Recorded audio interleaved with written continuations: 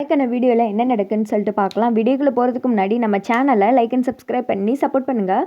Video வந்துட்டு நல்லாவே இருக்குது. ஃபஸ்ட்டு சீனில் வந்துட்டு இங்கே பாரு, முதல்ல வேலையை பார்த்துட்டு போக சொல்லு. என் பொண்டாட்டிக்கு இந்த பிறந்தநாளை ஜாம்னு திருவிழா மாதிரி கொண்டாடி அவளை அசத்த போகிறேன். அதை குடும்பத்தோடு வந்து கண்குளிர பார்த்துட்டு பேசாமல் போக சொல்லு அப்படின்னு சொல்ல, எப்பா இங்கே பாருப்பா, பரணியோட பிறந்தநாள், நீ வேறு பிரச்சனை கிளப்பாத, ஒழுங்காக இங்கேருந்து கிளம்பு அப்படின்னு சொல்ல, வேணாம் நாம் கிவிச்சின்னு கறி எல்லாத்தையும் எடுப்போம்ல, அதை நல்லா வாய் சொட்ட தின்னுட்டு போகட்டும், வா அப்படின்னு சொல்ல, சரி நானும் இருந்து பார்க்கத்தானே போகிறேன், என் மக பிறந்தனால நான் இருந்து கொண்டாடாமல் எப்படி, நீங்கள் யாரும் என்னை கூப்பிட மாட்டீங்க, சரி நானே உள்ளே போய்க்கிறேன் அப்படின்னு சொல்லிட்டு சௌந்தரபணி வந்துட்டு உள்ளே போக, இங்கிட்டு வந்துட்டு அவங்க தங்கச்சிங்கெல்லாம் சொல்கிறாங்க, அண்ணே எப்படியாவது பரணி மனசில் இருக்கிற கோவத்தை தூக்கி வெளியில் எறிகிற மாதிரி ஒரு நல்ல கிஃப்டாக வாங்கி கொடுத்துரு, இந்த பிறந்தநாளை நல்லா செலிப்ரேட் பண்ணி உன் மனசையே மாற்றணுனே அப்படின்னு சொல்ல, மதினி கூடி வச்சுக்கிறோம், நம்ம வீட்டிலே இருக்க போகுது, என்னையே அது உன் கையில் தானே இருக்குது, நீ தானே பார்த்துக்கலாம் அப்படின்னு சொல்ல, இவ ஒருத்தி என்னத்தையாவது ஒன்றத்தை சொல்லிட்டு இருப்பா, இலை சட்டுப்புட்டுன்னு நீ அவளுக்கு அந்த பரிசு வாங்குற வேலையை பாரு அப்படின்னு சொல்ல, சண்முகம் வந்துட்டு ஒரு மாதிரியே நின்று யோசிக்கிறாங்க.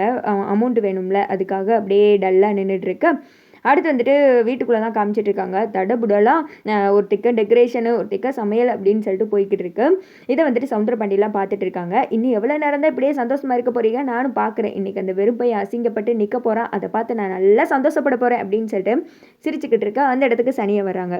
டே என்னடா, நான் சொன்ன மாதிரி எல்லாத்தையும் ஏற்பாடு பண்ணிட்டேல அப்படின்னு சொல்ல, ஐயா நீங்கள் எதுக்கு கவலைப்படாதீங்க, நல்ல வலுவான கையை பிடிச்சிருக்கேன், நம்ம ஊர் தொடங்கி எட்டுத்துக்கு எல்லா ஊருக்கும் அவங்க தான் வந்துட்டு கைவரிசை காமிச்சிக்கிட்டு இருக்காங்க, ஒரு செயின் விடுறது கிடையாது, அதனால செயின் வந்துட்டு வீடு வந்து சேராது அப்படின்னு சொல்ல, நீ சொல்கிறத நம்புகிறேன், எப்படியாவது மக மனசுல இருந்து அந்த வெறும்பையில் சுத்தமாக தூக்கி எறிகிறதுக்கு இதாண்டா நல்ல வாய்ப்பு, கடவுளை ஏந்திக்கும், அதனால தானே சாதகமாக எனக்கே எல்லாத்தையும் பார்த்து பண்ணுறாரு அப்படின்னு சொல்ல, அதெல்லாம் நீங்கள் எதுக்கு கவலைப்படாதீங்கயா, இன்னைக்கு பாருங்க நம்ம அரணி பாப்பா முன்னாடி அந்த சண்முகம் அசிங்கப்பட போறான், கண்டிப்பாக செயினை வாங்கிட்டு அவங்களால வீட்டுக்கு வர முடியாது அப்படின்னு சொல்ல, இது மட்டும் நடக்கலாட்டின்னு வச்சுக்கோ, அவ்வளோதான் உன்னை கொன்றுவேன் அப்படின்னு சொல்ல, ஐயா என்னையா இது வழக்கம் போல் சொதப்புற மாதிரி, இதெல்லாம் சொதப்பாதியா, அதெல்லாம் பக்காவான ஆளாக ஏற்பாடு பண்ணிட்டோம்ல, இன்னைக்கு எல்லாம் நீங்கள் நினச்ச மாதிரி தான் நடக்க போகுது அப்படின்னு சொல்ல, நடக்க போகுது இல்லடா நடக்கணும் அப்படின்னு சொல்லிட்டு சவுந்தரபாண்டி இங்கே சிரிச்சுக்கிட்டு இருக்க.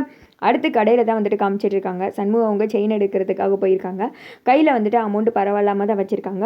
அங்கே போயிட்டு என்ன செயினை செலக்ட் பண்ணலாம் அப்படின்னு சொல்லிட்டு பார்த்துட்டு இருக்க, ஒவ்வொரு செயினையும் எடுக்க அதெல்லாம் வந்துட்டு ரேட் அதிகமாகவே இருக்குது. பரவாயில்ல, ரேட்டு அதிகமாக இருந்தாலும் பரவாயில்ல, நல்ல செயினாக பார்த்து தான் பரணிக்கு வாங்கி கொடுக்கணும், அப்போ தான் கூடிய சீக்கிரம் அவன் மனசில் இருக்க கோவத்தை நம்ம தூக்கி எறிய வைக்க முடியும், இந்த செயினை கொடுங்க அந்த செயினை கொடுங்க அப்படின்னு சொல்லிட்டு பார்த்து செலக்ட் பண்ணிகிட்டு இருக்காங்க.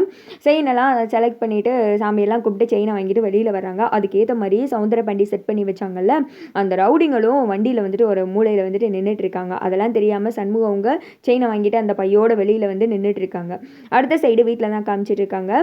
சவுந்தரபாண்டி சொல்கிறாங்க, எல்லாரும் தடபுடல வேலையை பார்த்துட்டு தான் இருக்கீங்க, எனக்கு தான் அந்த வெறுமை மேலே நம்பிக்கையே இல்லை, ஏன்னா செயின் வாங்குறேன் அது வாங்குறேன் இது வாங்குறேன்னு என்னத்தையாவது பொய்ய சொல்லிக்கிட்டு அலையுமா, அவங்ககிட்ட ஏதாவது காசு வாங்குறதுக்கு அப்படின்னு சொல்ல, எங்க இன்னுமே உங்கள் வாயை வச்சுக்கிட்டு நீங்கள் அமைதியாக இருக்க மாட்டீங்கல்ல, அதெல்லாம் என் மருமகன் என் மகளுக்காக என்ன வேணால் செய்வான், உங்களை மாதிரியா கெட்டின பொண்டாட்டியை மதிக்காமல் இருக்கிறதுக்கு உங்களை மாதிரி ஆளெல்லாம் வீட்டுக்குள்ளே சேர்க்குறதே தப்பு அப்படின்னு சொல்ல, அதானே இவனா சும்மா வேடிக்கை கூட பார்க்குறதுக்கு வீட்டுக்குள்ளே விட்டுறக்கூடாது, அமைதியாக உட்கார இல்லை வெளியில் துரத்தி விடவா அப்படின்னு சொல்லிட்டு வைகுண்டம் வந்துட்டு கேட்குறாங்க.